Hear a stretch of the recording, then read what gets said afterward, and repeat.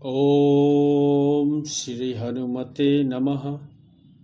घबराए जब मन अनमोल और हृदय हो डावाडोल, तब मानव तू मुख से बोल, बुद्धं शरणं गच्छामि। तब मानव तू मुख से बोल, संघं शरणं गच्छामि। तब मानव तू मुख से बोल, धम्मं शरणं गच्छामि। नमस्कार। काशी यात्रा अंक 6 में आप सभी लोगों का स्वागत है। लगभग 2500 वर्ष पूर्व यानी ईसा से 533 वर्ष पूर्व काशी की धरती पर महात्मा बुद्ध ने अपना पहला उपदेश दिया था। दिन था आषाढ़ शुक्ल पूर्णिमा, जिसे हम लोग गुरु पूर्णिमा भी कहते हैं, क्योंकि भगवान वेद व्यास का जन्म उसी दिन हुआ था। तो इतिहास की अद्भुत घटना काशी में घटी थी। सारनाथ में जहाँ मूलगंध कुटी है, वहाँ 5 भिक्षुओं कौंडिय, वप्प, भद्दीय, अस्सजी और महानाम को महात्मा बुद्ध ने एक नया क्रांतिकारी विचार दिया था, और जिसे बाद के वर्षों में बौद्ध धर्म कहा गया। और आज देखिए कि पूर्व एशिया, दक्षिण पूर्व एशिया के अधिकांश देशों में, जैसे चीन, Japan, Vietnam, Thailand, Myanmar, Korea, Indonesia, Mongolia और श्रीलंका इत्यादि में बहुसंख्यक आबादी बौद्ध धर्म को मानने वालों की है। तो शिवनगरी काशी से विश्व धर्म बौद्ध धर्म की उत्पत्ति हुई। पर आज हम लोग सिर्फ महात्मा बुद्ध की चर्चा करेंगे, बौद्ध धर्म पर कभी बाद में। और वैसे भी साधु देखिए स्वयं में धर्म होता है। सूर, तुलसी, नानक, कबीर, मीरा, दादू, रैदास जैसे संत स्वयं में धर्म है। किसी एक को पकड़ लीजिए तो कुछ करने की आवश्यकता नहीं, आप परम सत्य पा जाएंगे सिर्फ एक के द्वारा। बस हमारे अंदर श्रद्धा और विश्वास होनी चाहिए। तो आज हम लोग उस दिन, गुरु पूर्णिमा के दिन, सारनाथ में घटी घटना को जानेंगे एवं महात्मा बुद्ध के प्रथम उपदेश का अमृतपान करेंगे। आपको यह जानकारी है कि भगवान बुद्ध का जन्म लुम्बिनी, नेपाल में एक राज परिवार में हुआ था 563 ईस्वी के आसपास। बचपन में यानी महात्मा बुद्ध बनने के पूर्व इनका नाम था सिद्धार्थ गौतम। जन्म के 7 दिन के बाद ही माता का निधन हो गया था। लालन पालन इनकी मौसी गौतमी ने किया था, और इसीलिए इन्हें गौतम भी कहा जाता है। तो नियत समय आने पर गौतम बुद्ध की शादी यशोधरा से हुई। एक पुत्र भी जन्मा जिसका नाम राहुल था। देखिए, मैं ये सब इसलिए बता रहा हूं कि उस पूर्व पीठिका को समझना आवश्यक है। क्यों वे भगवान बुद्ध सिद्धार्थ गृह त्याग किए? क्योंकि उनके अंदर वैराग्य जन्म से ही था। पिता महाराजा सुधोधन ने राजकुमार सिद्धार्थ के भोग विलास में कभी कोई कमी नहीं की थी। 3 ऋतुओं, जाड़ा, गर्मी, बरसात के अनुकूल 3 महल राजा ने बनवाए थे। नौकर चाकर तो थे ही। महाराजा सुधोधन उस भविष्यवाणी से डरे हुए थे जो राज्य के सिद्ध सन्यासी असित ने बालक के जन्म के समय घोषणा की थी कि यह बालक संपूर्ण मानव जाति के लिए महान पथ प्रदर्शक बनेगा, यह एक बहुत बड़ा सन्यासी बनेगा। तो राजा ने बालक को भोग विलास में डालने की भरपूर कोशिश की, पर राजा का प्रयास निष्फल रहा। राजकुमार सिद्धार्थ का मन कभी भोग विलास में लगा ही नहीं और मन वैराग्य से वशीभूत होकर एक दिन उन्होंने गृह त्याग किया और तपस्या के लिए निकल पड़े। ऐसी कथा मिलती है कि राजकुमार सिद्धार्थ अपने गुरु आलार से संन्यास की दीक्षा ली थी। वे बिहार राज्य जो वर्तमान है कई आश्रमों में गए थे और अद्वैत, द्वैत, विशिष्टाद्वैत जो भी मतांतर उस समय के थे सभी का उन्होंने गहन अध्ययन किया था। उस समय यक्ष पूजा हो रही थी, उस समय देवी देवताओं की पूजा होती थी, प्रकृति की पूजा होती थी। तो कई आश्रमों में गए थे, पर इनके गुरु का नाम बार बार आलार नाम से लिया जाता है। तो आलार से उन्होंने सन्यास की दीक्षा ली और 35 वर्ष की आयु में वैशाखी पूर्णिमा के दिन, जिसे आजकल हम लोग बुद्ध पूर्णिमा मना कहते हैं, पीपल वृक्ष के नीचे ध्यान लगाने बैठे थे। स्थान था बोध गया, निरंजनी नदी के किनारे। कुछ बौद्ध कथाओं में यह माना जाता है कि बुद्ध पूर्णिमा के दिन यानी वैशाखी पूर्णिमा के दिन बुद्धत्व की प्राप्ति हुई थी। खैर सत्य जो भी हो, यह तय है कि बोध गया में उन्होंने तपस्या की थी और उनके साथ वे 5 अनुयायी भी थे जिनको बुद्ध ने बाद में सारनाथ में उपदेश दिया था। तो जब तपस्या करने लगे, तपस्या करते करते शरीर जब दुर्बल हो गया तो एक रात किसी कार्यवश नदी पार कर रहे थे, पर काया इतनी दुर्बल हो गई थी कि वे चल भी नहीं पा रहे थे। और उस समय उन्हें यह ज्ञात हुआ कि जब यह शरीर नदी नहीं पार कर पा रहा है तो भवसागर कैसे पार करेगा, कैसे इसको मुक्ति मिलेगी। और उस क्रम में, विचार के उस क्रम में उन्हें मध्यम मार्ग का रास्ता सूझा। और वृत्तांत के अनुसार सुजाता नाम की एक महिला ने उन्हें खीर खिलाकर व्रत तोड़वाया था। यह यानी उनका व्रत तोड़ना 5 साथियों को बुरा लगा। वे बुद्ध को पथभ्रष्ट मानने लगे क्योंकि तपस्या में असफल हो गए थे और उनका साथ छोड़कर काशी की ओर प्रस्थान कर गए।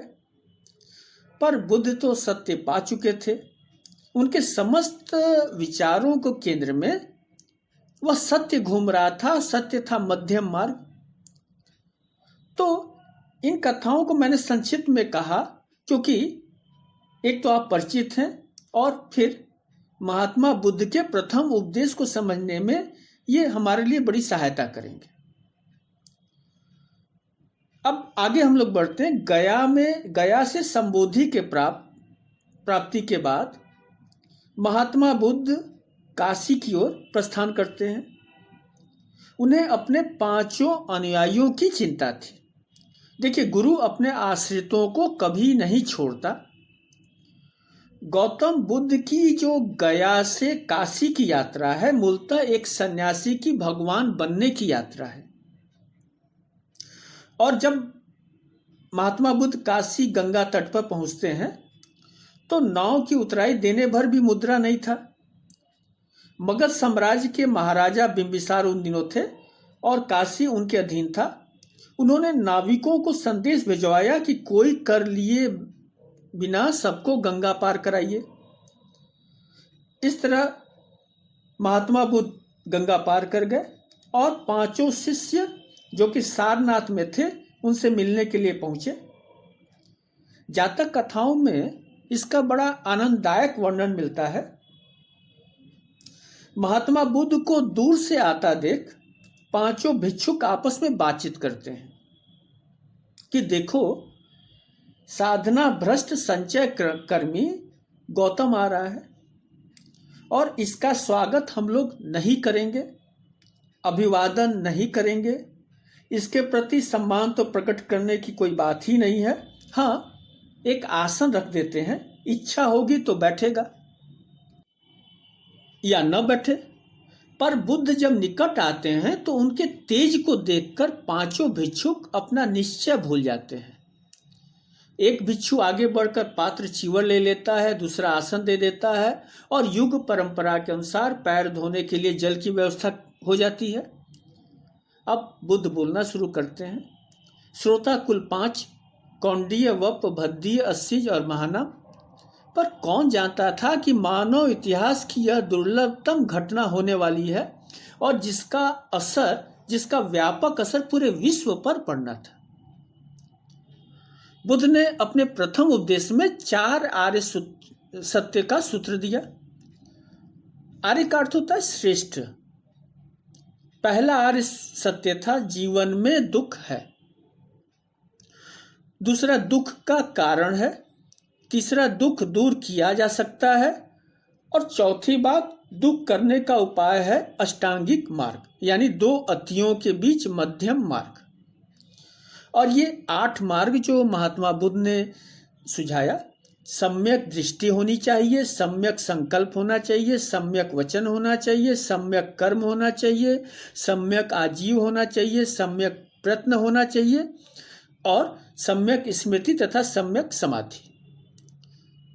अब देखिए, 2 पश्चिम के विचारकों की चर्चा हम लोग पिछले 100-200 साल से खूब कर रहे हैं, कार्ल मार्क्स की, जिन्होंने मन को छोड़कर बाह्य जगत की सभी बातों को सिद्धांतबद्ध किया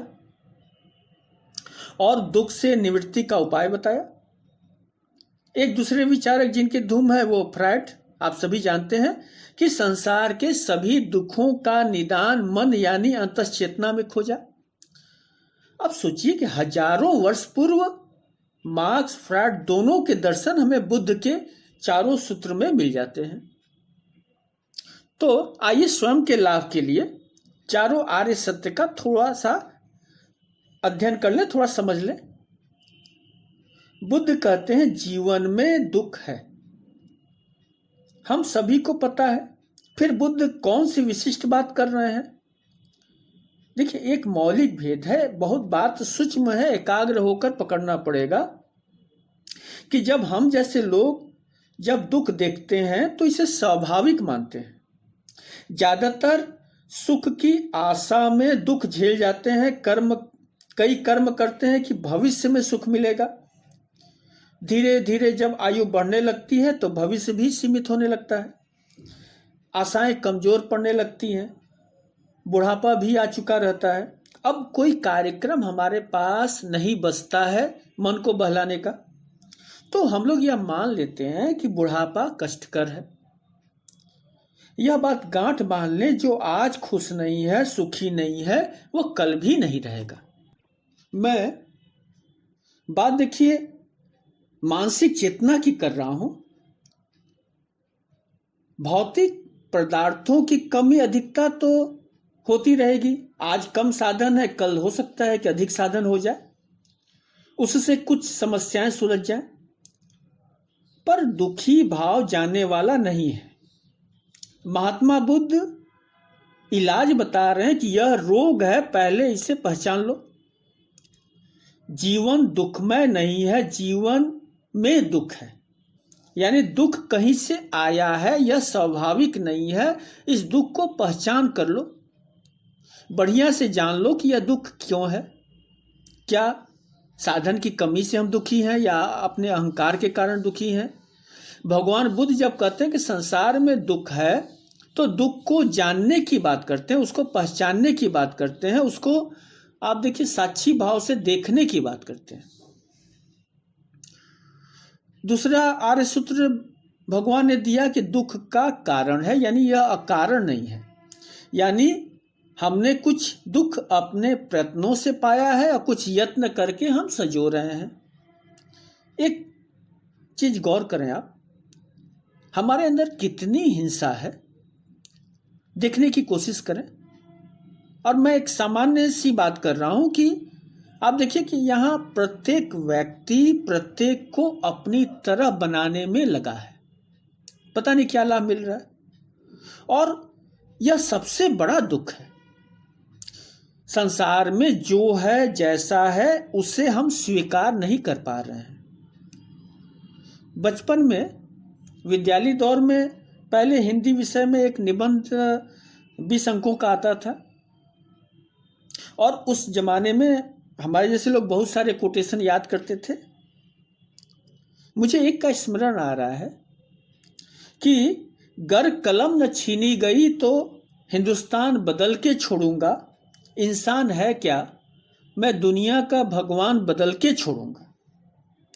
ओज से भरी हुई यह कविता, इस कविता का अपना महत्व है, पर हम जैसे मूर्ख लोग पेड़ की ऊंची शाखा पर चढ़ जाते हैं कि हिंदुस्तान बदलूंगा, भगवान बदलूंगा।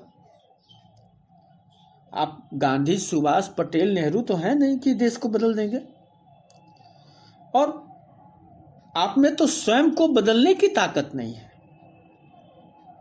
गौतम बुद्ध स्वयं के अंदर झांकने की बात कर रहे हैं, दुख का कारण खोजने की बात कर रहे हैं, और गहराई में जाएंगे तो पाएंगे कि हमारी इच्छाएं, हमारी तृष्णा हमारे दुख का मूल कारण है। तीसरा आर्य सूत्र है दुख को दूर करने का उपाय है। यानी महात्मा बुद्ध यह आश्वासन देते हैं कि जो भी दुख है उसका उपाय है, यानी यह बीमारी लाइलाज नहीं है, हम दुख दूर कर सकते हैं। देखिए, गौतम बुद्ध को समझना हो तो 3 बातों पर ध्यान दें, और अगर 3 बातें हमारे जीवन में आ गई तो फिर बुद्धत्व प्राप्ति से कोई रोक नहीं सकता। पहली बात, रिक्त हो जाइए, शून्य हो जाइए। दूसरी बात, अनिमित्त हो जाइए।